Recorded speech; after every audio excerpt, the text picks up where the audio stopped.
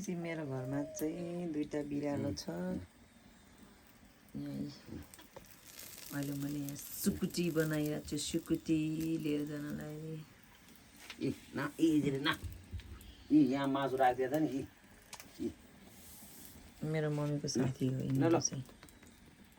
C is my mom guys ल न ल का तँ चाहिँ रिसाएर बसिरह न कि पुगिया बरु कम त खायो आज ओ रिसाएको त हो नि तेरो रिसले के गर्छ अब मेरो मम्मीले त बिरालोको रिस पनि थाहा रहेछ हेर मासु आज कम त मासु खायो बिहान अनि चुरी के यो बमराङ पनि नि रुङ्गी बा आइसिम पनि त्यो भात पकाएर अनिखेरि कचौरो भोरी ल खा भनेर दिएपछि त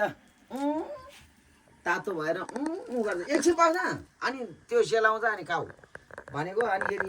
फेरि सिमच्या सिम्बाङ ओले ओले थाङ्नाङ नि गिसिम फेरि चापा यस्तो छ गाइस हाम्रो किचन अर्ग्यानिक किचन